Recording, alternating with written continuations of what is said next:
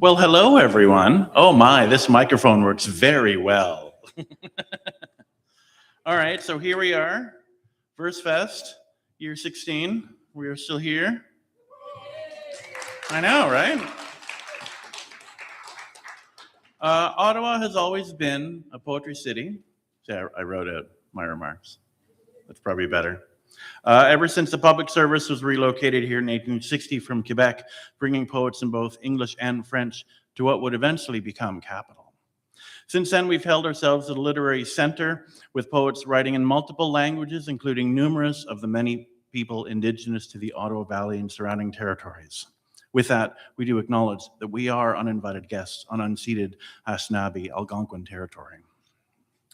The Verse Ottawa Hall of Honor was established in 2013 and exists to honor the contributions of individuals towards strengthening and enriching the poetry community in the Ottawa area, whether that be through artistic endeavors, organizational activities, or other significant contributions.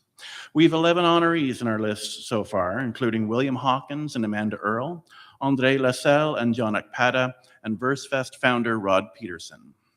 This year's recipients are Susan McMaster,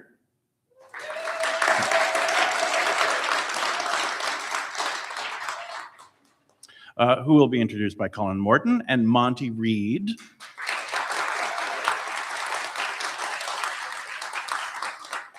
I appreciate a crowd who can take a good prompt. Who will be introduced by Francis Boyle, and then I will turn this over now to Colin.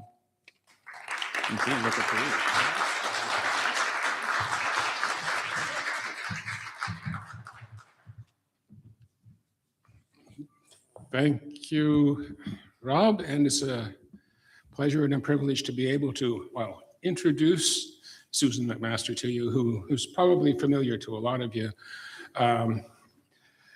I've known Sue almost as long as I've known Monty.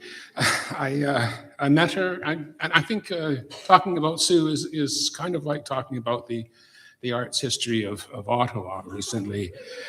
I met Sue in the early 80s at a tree reading at the Friends Meeting House in the Glebe, and quite soon she invited me to join First Draft, which was a group of writers and artists and musicians that gathered weekly at the R&R restaurant on Bank Street, and together, for mutual support, of course, but also to create collaborative works. With Sue's brother, Andrew McClure, a musical composer, they had created what they called word music, which was scripted, multi-voice, spoken word performance poetry. And my voice went along with it, and I had some sound poetry and things that could join that, and created shows that showed at Gallery 101 and Saw Gallery. The second annual group show, the first one I was in, was apparently the last show at Theatre 2000 in the marketplace. And by 1988, we were putting on kind of poetry theater. Apparently, it was one of the first performances ever given at Arts Court when it opened in 1988. By that time, Sue was continually working on the collaboration and cooperation. Brought in theater director Jennifer Boyce-Monceau to help create a poetry theater event with a backdrop by Roberta Hubener and a multi-voice spoken word chorus. And throughout, after that, she continued to stretch and look for collaborators to explore. Well, let's see. That's palindromes, poems that Sudoku puzzles, and poems incorporating American Sign Language for the deaf. One of the things that we created was this artist's book, The Scream, which includes the contributors from First Draft, designed by artist Claude Dupuis, and part of the First Draft's third annual group show, which was the artist book, was a description of the second annual group show the year before, which again involved Claude Dupuis and a number of performances. So Sue went on to create, well, let's see, one of Sue's mentors when we were doing this First Draft performances was B.P. Nichol, who making the comparison said the First Draft did the classical chamber music version of spoken word. B.P. Nichol's group for the Four Horsemen was more the jazz-oriented, improvisational kind. There's some jazz influences in Sue's work when the late Jennifer Giles joined the group. She was a percussion, she was a keyboardist and professor at Carleton, and with the group Geode, they went on to create musical poetry, music performances in places like, she's also had, a number of composers have taken her poetry and worked with it and put on performances at Gig Space and on Elgin Street here in the courtyard, a few things like that, at Jazz Fest. But what I guess really, apart from this artistic fervent, Sue has always been an organizer, bringing people together, as I've said, bringing in artists and theater people and musicians. And I guess this is what we're recognizing, especially the community building that she's done. She's, the one my favorite one, there are others. My favorite was the Poetry for Peace project in the millennial year. There's an anthology, Waging Peace, but there's much more than just a book. Sue recruited dozens of poets from across Canada and many artists to create beautiful presentation pieces of the poems, which she then took up to Parliament Hill. I don't know, was it 52 times or every week or so for the whole year? I went 2 or 3 times with her, and probably some of you have went with her too, which she would go up, have an appointment with an MP or a senator, present the poem, read the poem, take a few minutes to discuss with these busy people the importance of keeping in mind what we're really hoping for, and poetry is one of the perks of peace, definitely, and always been of importance to her. I know you're probably thinking that Auden wrote that poetry makes nothing happen, and peace is a big ask, I admit. But poetry changes people.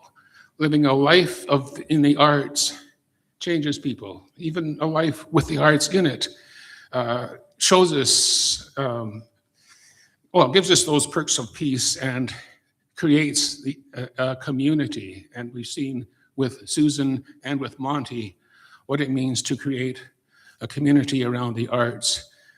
I'm really pleased that we have an event like this, and I'm now going to turn it over to Susan McMaster. Please applaud.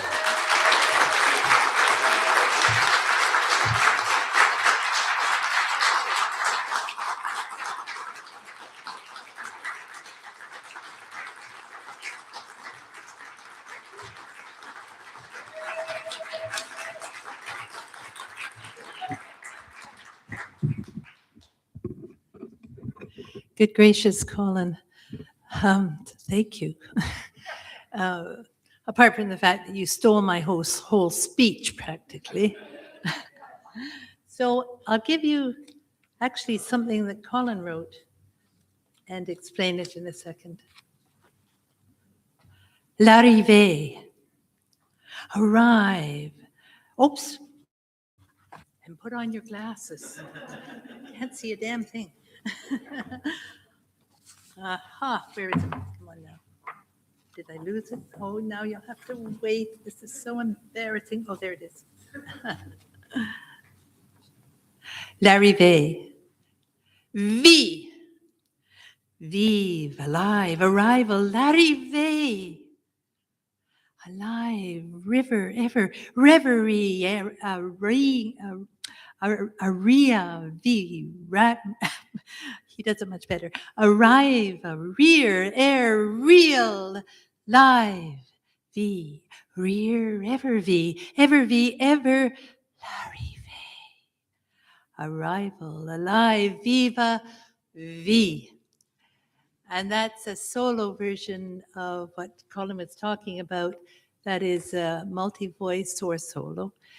Sound poetry, we called it word music. And I think we made up that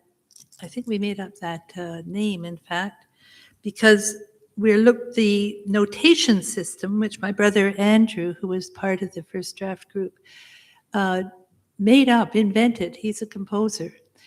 It's for spoken voice. How do you indicate in spoken voice other than accents or, notes, whisper this or something?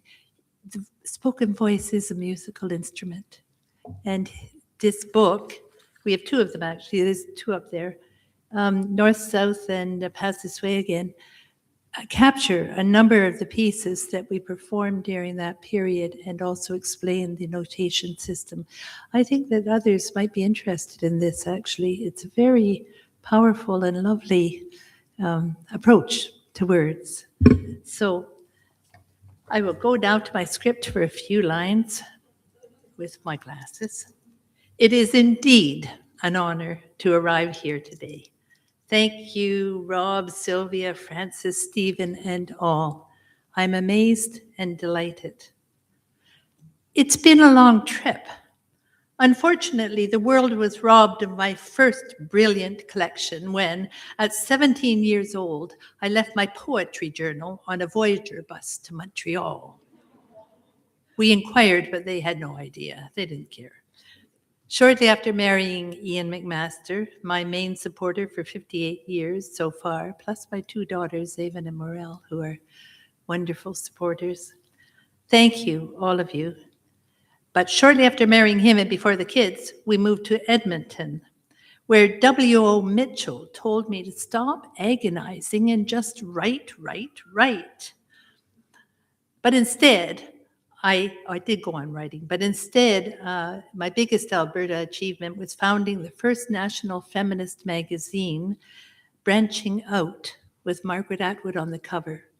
It went on for another 6 years. After I left Edmonton, Sharon Batt took over. Did I bring copies? If I didn't bring copies, you can ask me for it, because it's a pretty interesting historic thing. Back in Ottawa, Chris Levinson advised me to edit. And indeed, a group of us, including many people here, Sylvia Adams, Ronnie Brown, Colin Morton, Mary Lee Bragg, and Rob, of course, began to meet regularly to do just that. I can't possibly name all those who have helped and inspired me over the years. So please don't be offended if my failing memory doesn't pull your name out of the hat. Branching Out is not only a publication, but a metaphor for my poetic life. Yes, I've published books, but I've explored other trails in the forest of words and the arts. With Colin and my brother and composer Andrew, we met weekly at the R&R, as he said. There were also musicians and artists in the group: David Parsons, Jennifer Giles, Ulrich Hubner, Roberta Gurgel, who later married Ulrich, and Claude Dupuis, among others, leading to such cross-media work as Lizard Love, Artists Scan Poems by Susan McMaster. I love this book. I mean, my poems are in there, but it's full of very beautiful art. And I feel very privileged to have been part of that. Also out of it became First Draft, which prevented word music. And Colin told you about that. We have 2 books of scores here tonight that are available, really cheap. I think they're $5 each. It's an interesting method, as I said, if you're interested in the spoken voice and what to do with it. B.P. Nichols' Underwitch Editions also published 2 books of a recording as well, and there's some recordings here as well. I think they're free, actually. It's because this is such an unusual event. I just said, look, these people should be able to get stuff if they want it. So Colin told you much better than I did all about First Draft, or have. Politics and Poetry, an ancient combination, led me indeed to Convergence Poems of Peace, in which we delivered it to all MPs on the Hill, not just me, there were others involved, and to books including Silence, Poets on Women Violence and Silence, Waging Peace, Poets and Political Action, Dangerous Graces, Women's Poetry on Stage, which was staged at the Great Canadian Theatre Company, and the Feminist Living Archives series of the League of Canadian Poets. In a subsequent kind of performance, Geomusic and Poetry, again, Colin told you about that, we combined our poems with jazz by Alric Hubner, Gavin McClintock, Jennifer Giles, Peter Concura, Micah Sudri, John Higney, Jamie Gullickson, and Mark Molnar. Some of you may know these very fine Ottawa musicians. And there are some recordings here tonight. You do know that CDs are making a comeback. Now, the first ones are tapes, cassettes. No, I leave that up to you. Colin and Mary Lee Bragg, now an established poet herself, published my first solo poetry book with their press Ouroboros. Others were issued by Quarry, Hardscrabble, Penumbra, Balmuir, and Pendus, wonderful firms all, and by Black Moss. With poet Marty Gervais at the helm, it has issued a dozen collections of my work. And let's not forget that companion of the poetry book, the poetry reading. I especially remember a reading with poet Ronnie Brown at the Glue Pot Tavern. She had the beer-drinking bar boys mesmerized. When I started writing, I knew only a few practicing poets. Now there's a wide and wonderful group of Ottawa writers of all types. What a fine place to be, and what a joy to be invited into its Hall of Honor. The heart of my writing has always been to bring the whole person, joy and pain, to the printed page.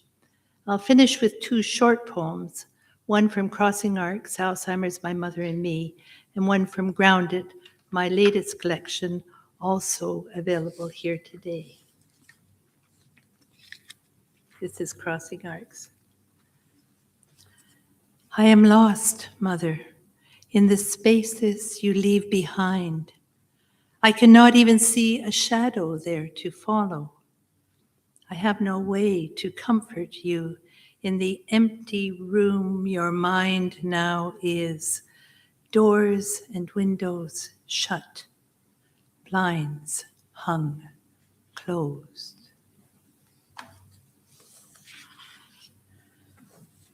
And from Compost, I have a poem that starts, I'm not going to read it to you, but it's in the book. So now it's me, Mother. I am in the early stages of Alzheimer's. I'm very glad to say that my language hasn't deserted me yet. But if I see you and forget your name, forgive me, okay? And I'm not going to read one of those poems. This is one of my favorite silly poems. It's called Compost. Raise my head, spread my toes, hold the rail as my granddaughter and I together totter down the stairs of this aging house. In this winter of my days, the best drink is tea, soothing heat for cold hands with just a nod of milk to the child still inside. Somewhere soft to sit with a pillow behind my back as I sip a second cup and read Rockwell once again to the little girl beside me. When Rockwell's safe with Olive back in Willow Wood and the tea is all gone, I push carefully to my feet, hands on both the chair arms. Carry the pot to the kitchen, tip the tea leaves into the compost to cover the remains of my fruits and greens and grains in a warm and scented fall. Tell her how these remnants of winter will enrich all my children's gardens in the rising heat of spring. Thank you.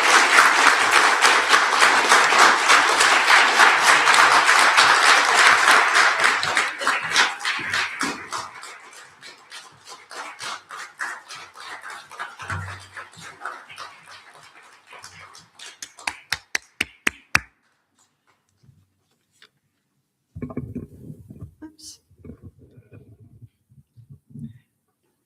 Thank you for that, Susan, and thank you for calling for those words. I'm Frances Boyle, and I'm very privileged to be here as a member of the Verse Ottawa Board, and more importantly, as a friend, to present this well-deserved honor to Monty Reid. If you recognize my look, it's because it was Monty's style when he stood at the Versefest podium in his gravitas as artistic director. Monty came here from the prairies where he was born and raised, and where for decades he shaped the literary communities there as both an author and a proponent and builder of community. Studying at the University of Alberta, he encountered writers like Douglas Barber, Wade Bell, Aretha Van Herk, and Robert Crouch. He edited New West Review, organized poetry readings, co-founded the literary journal The Camrose Review, later known as the Dinosaur Review, and the chapbook publisher Sidereal Press. His own work from those days includes 8 full-length collections. He won the Stephen G. Stephenson Award for Poetry 3 times and was nominated twice for the Governor General's Award. He helped found the Writers Guild of Alberta and was instrumental in making it the strong grassroots organization it remains today. By 1993, he was already sufficiently well established to have a new and selected collection called Crawl Space from House of Anansi Press. Reviews of Crawl Space said his work is distinguished by an interest in scientific information, choice fragments of which are offered up like tasty gifts, by gentle musicality and by a caring sensibility and a sense of humor. And another review that I love says the recurring link between the natural and overnatural world that produces the satisfaction akin to unfolding a highway map, finding the correct route, reaching your destination, and managing to fold the map up again correctly. That reference is probably familiar to most people here, but maybe not everybody. So those comments are still true for Monty's work today. So when he came to Ottawa in 1999, he burst onto the scene already a legend, bringing all that experience and wisdom with him. After working for 20 years at the Royal Tyrrell Museum in Drumheller, better known as the Dinosaur Museum, he moved east to work at the Canadian Museum of Nature. And it didn't take long for him to begin to publish again. His first Ottawa book, Disappointment Island, copies of which are over there for free, I believe, Rob? Yeah, and bookmarks, won the Archibald Latman Award under its former name and was shortlisted for a City of Ottawa Book Award. His love of the chapbook form continued with, by my count, may not be current, 17 chapbooks. His other books were the Luskville Reductions, Garden, and Medicio Placente. His new book, Intelligence 1.1, is forthcoming from University of Calgary Press, and we've already seen some of these poems in different chapbooks. Monty jumped wholeheartedly into the Ottawa community, helping to found this very festival and later serving as its artistic director for more than a decade. I've seen him at this podium and behind the scenes, helping to expand the festival's reach and diversity and guiding it through the early years of the COVID pandemic. It's largely thanks to him that we remained standing when things began to normalize, a little bloodied but unbowed, and returned with a base to build back up from. I knew about Monty before I knew him and was impressed when he and Sarah gave their daughter the same name as mine, even before he'd met me. Sorry, Francis. I did first get to know Monty when as part of our poetry magazine team, I helped hire him as managing editor, one of our best decisions ever. That was the beginning of a nearly 10-year collaboration, including a stint when I was president. And Monty always worked to bring the team together into all decisions, mentoring effectively everybody on the board while stepping back from the editorial decisions, because he sort of helped oversee the transition from a single editor-in-chief handling everything to a team of editors with the help of the managing editor. I saw firsthand his mentorship and support for community as he guided that development of that structure. One of the best decisions Monty and I were involved in was to hire Chris Johnson, then fresh out of his MA, to join the team. The guidance and mentorship that Monty provided to Chris and really to all of us made Chris the perfect person to take over as managing editor when Monty stepped away. Monty is also a musician, having played for many years with his band Call Me Katie. Now, at least from what I've seen on recent posts on social media, he's becoming a visual artist as well, making small and wonderful sculptures from natural materials. Importantly, Monty is a gardener, and incidentally an enthusiastic proponent of World Naked Gardening Day, about which I won't say more. His 2014 Brick Book Garden was a record of a garden through a year, a compilation of several chapbooks as well, exploration of walls and constraints, patience and attention. And is the patience and attention of a gardener that he also brings to building community. While living in Drumheller in Alberta's Bandlands, he built a garden slowly out of the silty ground there and surrounded it with a walkway made out of stones from various literary sites such as Robert Crouch's farm, Ezra Pound's birthplace, Sheila Watson's backyard. He writes about complexity and patient development, and he has assembled similar touchstones here. There's a Festschrift that Rob put together for Monty a couple of years ago, which is also available for free over there, which has interviews, responses, and a lot more about Monty and his work over the years. So please grab one of those and read more. But I'm just going to read a snippet of a 2011 interview with Monty where he said, "I write against loneliness. I mean that both on an individual and social levels. There is so much in our society that works to fragment and isolate and disjoint people, whether it be at the level of personal relationships or city planning or global capital. But I think one of the great things writing can do is help build community." As writer, as editor, as organizer, Monty Reid is constantly working to build and celebrate community, to strew seeds and nurture the writing that comes out of it.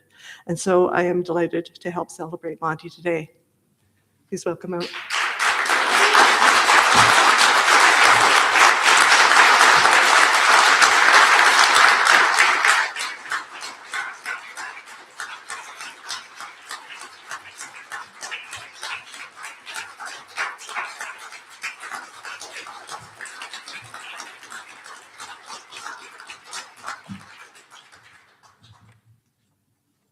Wow. Well, how did you find out about the sidewalk with all those rocks in it? Is it in the Festschrift too? I don't remember. My goodness, that does go back. Like about almost as long as I've known Colin, which when we both lived in Edmonton, 45 years ago? About that. Oh, wow. Well, thank you so much. And thank you, all of you, for being here. And thank you to Versefest, which, as you know, I hold in great esteem. I'm happy and I'm pleased and I'm very humbled to be here, because I know that so many people have worked on Versefest over the years. And it was Rod Peterson's idea, but it wasn't long until it became sort of a community property. And almost all the people who worked on it worked as volunteers, whether it was driving That was my first job. I organized volunteers and sent out a lot of drivers. And to my great shame, I sent a young woman to the door of a poet in a hotel at 8 o'clock in the evening. And it was supposed to be at 8 o'clock the next morning. And I heard her tell you. But everybody, staff at the refreshment area, staff who wrote grants, staff who, oh my God, there were so many different jobs that people had to do. Nobody got paid. Everybody, when you asked them help, said, yeah, I can do that. And it was kind of an amazing feeling. We made it together into one of the biggest and most respected poetry events in the whole country. We argued, of course, but pretty much everybody was happy to work on the project. I'm proud of our effort to integrate spoken word and page poets, although I really don't like that last term. I'm glad that we hosted both French and English, not to mention Nigerian and Vietnamese and German and Irish and all sorts of other poets as well.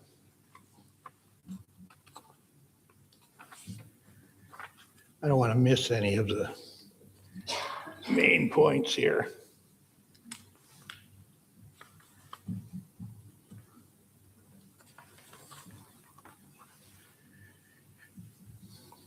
One of my few regrets is that there are poets that we really wanted to host and we couldn't for one reason or another. And there was one time when we had a very fine American poet, C.D. Wright, sitting in our audience for the entire weekend of, well, 1 year. And we never asked her to read. And she told me later that she would have gladly read for nothing. And I didn't ask her because I didn't have any budget left. And I was committed to the notion that we are going to pay the poets, which we always did. But we didn't pay C.D. Wright. And she didn't read here. And I still feel really bad about being so stubborn about it.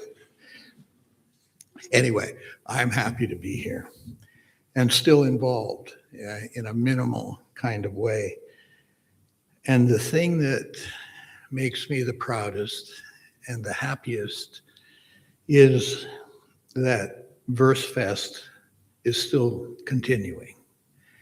There were a couple of years there where nobody was really sure whether it was going to carry on or not.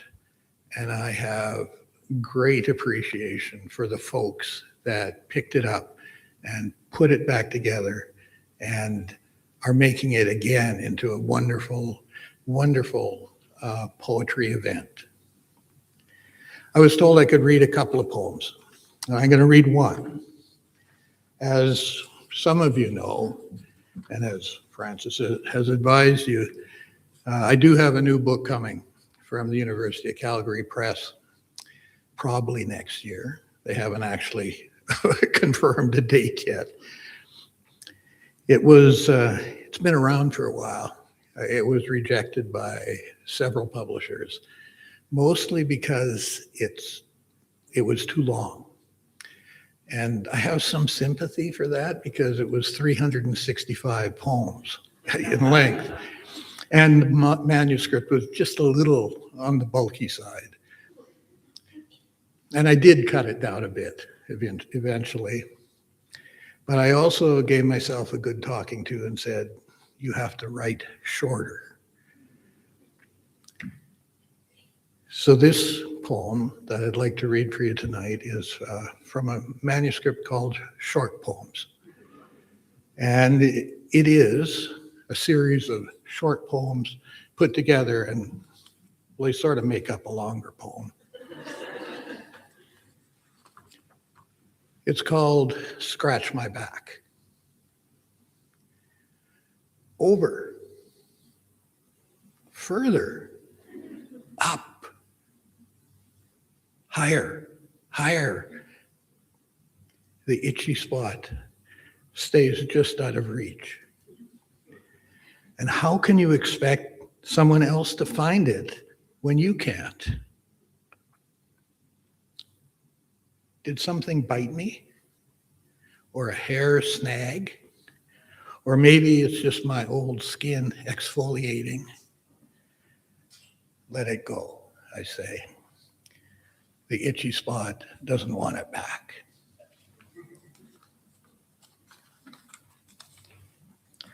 Fingers of cloud scratch the moon. Winter branches scratch the night sky. The cat scratches just about everything and can never unscratch it.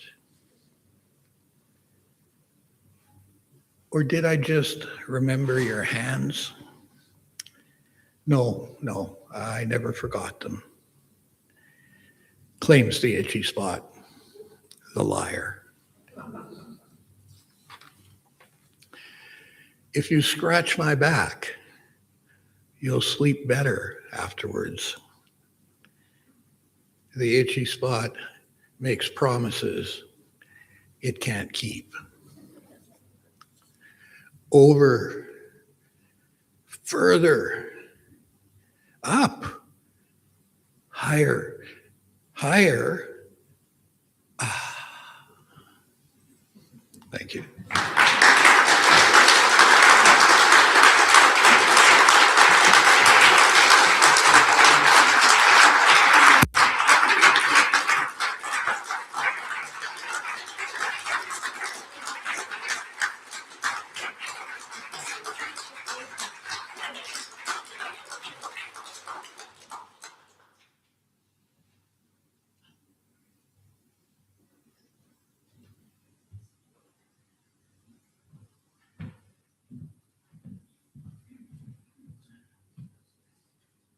Everyone is waiting for something else to happen.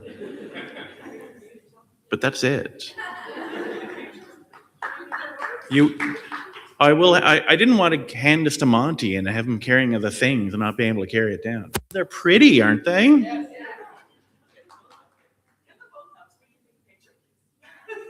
Well, should I have the two come up to get their awards?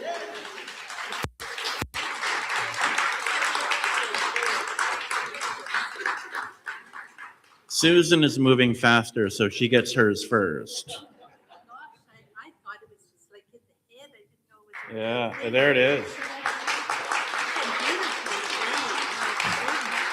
So in no way will these be in police evidence down the road as murder weapons. I promise. There you go. Thank you. Look at that. See? I don't want you to drop it. Be careful. Get your photos. They're getting photos now. I really want to thank you. You too. Yes, and I really enjoyed it. Thank you. Thank you very much. Thank you very much. Our next event here is 7 o'clock, I believe. So there are free Monty things. There are Monty things for sale. There are Susan things for sale. You should go over there and look and talk and look and take and buy, etc. And then find some food somewhere. We don't have any for you. And then come back for the 7 o'clock. Thank you.